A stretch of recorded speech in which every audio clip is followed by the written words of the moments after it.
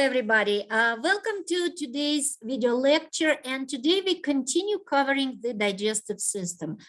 So please watch my video lecture, Digestive System Part 1, to go over the beginning of this PowerPoint. And today I'm gonna start right where I left last time. So we will talk about homeostatic imbalances. Let's go ahead and begin. Trying to pick up my pen. Okay, so we're going to start with peritonitis. Itis means inflammation, and peritoneum is a serous membrane covering your abdominal and pelvic cavity, right? So when we have inflammation of peritoneum, that's what we call peritonitis. Now, why would it happen? Well, it can be because of, some bacteria entering your abdominal cavity through the abdominal wound. Or it can be perforating ulcer of, stomach or, the other part of GI tract, or it can be also ruptured appendix. When this happens, then peritoneal coverings stick together, localizing infection. Peritoneal covering, remember peritonitis, peritoneum has two layers, visceral and parietal. So you don't want them to stick together. It's actually gonna cause lots of pain, and it's dangerous and even lethal if we spread. How to treat it? You need to remove the debris from the abdominal cavities. For example, if you have perforating ulcer or ruptured appendix, that means that food that you didn't digest yet, right? Those are food residues as part of chyme now inside your abdominal cavity. That doesn't even sound right? So that's really bad.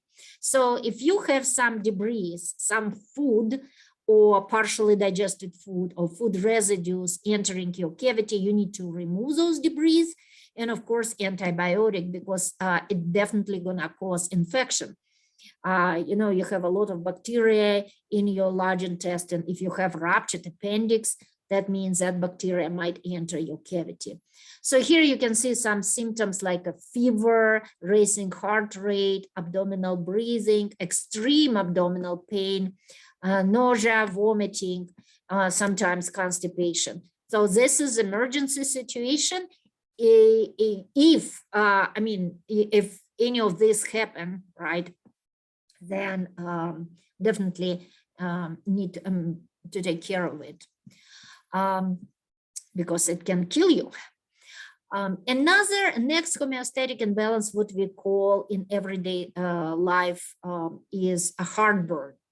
Probably many people are familiar with heartburn, and all of us had it or have had it, some often, some not that often. But the scientific name is, it's not necessary hiatal hernia. So hiatal hernia can lead to heartburn, but sometimes it can be just excess food or drink or extreme obesity, pregnancy, or running. What happens that, in your stomach, you have very strong acid. Your pH is 2, it's hydrochloric acid. So every time when this acid baking up towards the esophagus, you have a heartburn. And this is because stomach has a modification that protects tissue of stomach from acid, but esophagus does not. Remember in a previous video, we said about mucus barrier over here. We also said that inside this mucus, you have a lot of bicarbonate that neutralize the acid. So stomach is protected, but esophagus is not. So every time when you have baking up of the acid, this will cause inflammation of the esophagus or heartburn.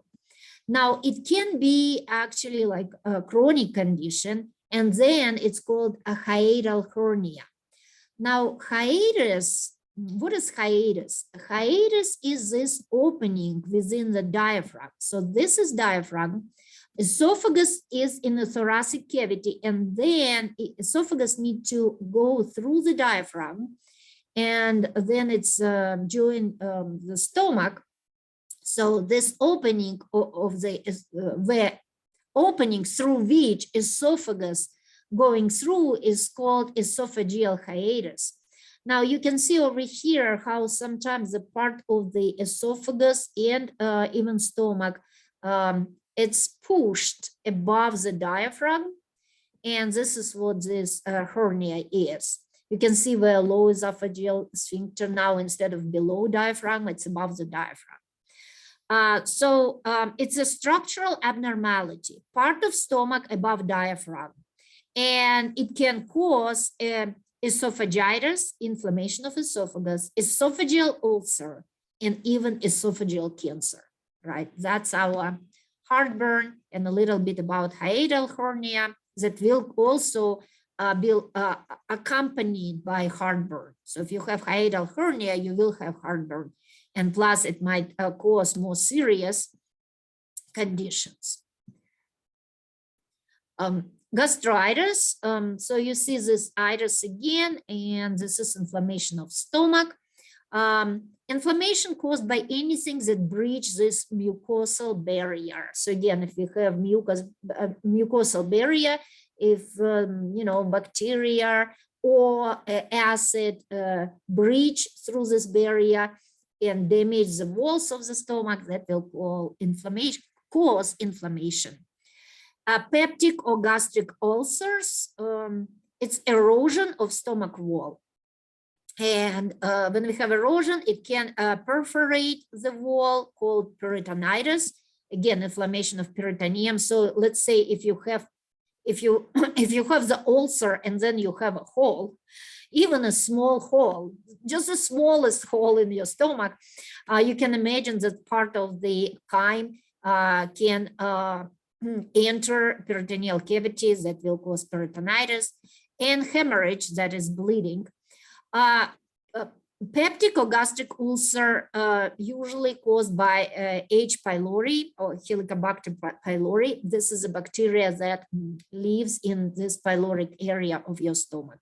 And you use inflammatory drugs, non-steroid anti-inflammatory drugs to help with this inflammation. And of course, if you have peritonitis, right, then you need to go back over here and see what we're going to do with peritonitis. We need to remove now debris and use antibiotics. Hepatitis, inflammation of liver. Usually it's a viral infection or because of drugs toxicity, like alcohol, for example, not like using like what kind of drug, right? Well, alcohol is one of them, or mushroom poisoning. And, this is inflammation. And what is inflammation? Inflammation is damaging of cells and damaging of tissues. When cells are damaged, when tissue are damaged, then they release inflammatory chemicals, and they cause the whole chain of reactions that we have. We call it inflammatory process. And this is explained in okay, what chapter I explain what inflammation is? I think when we talked about tissues, yeah, there is, I explain inflammation and what causes inflammation and how it progresses. Now, cirrhosis is progressive chronic inflammation from chronic hepatitis or alcoholism, sorry for my accent. So if you have prolonged hepatitis, it can lead to cirrhosis. Now, then you see changes within your liver. Now, the cells, if you look over here, the cells, those hepatocytes, they accumulate lots of fat. So your liver accumulates lots of fat around the cells. That's what we call fatty liver. Now, those cells, they will be dead. They will be dead because of this constant inflammation, because alcohol damaging them. And, you know, liver actually regenerates pretty well. So liver can, you know, regenerate or make a normal hepatocytes and replace damaged one. But when the disease is prolonged, when it's very progressive, chronic inflammation, then your liver will start replacing those cells with scar tissue, right? So that's what fibrosis is. That's a scar tissue. The patient will have hypertension. It's specifically portal hypertension. So high blood pressure in the portal system. And again, portal circulatory system, this is the blood goes from GI tract to your liver, and it can cause a systemic hypertension as well, high blood pressure. Now, if the patient has cirrhosis, the only treatment is really liver transplants. It's a successful, but the function of liver decreases or scarce, so that decreases. Gallstone. So scientific name is biliary calculi. This is the formation of solid particles within ducts of liver or gallbladder. So if you look at the picture over here, you can see that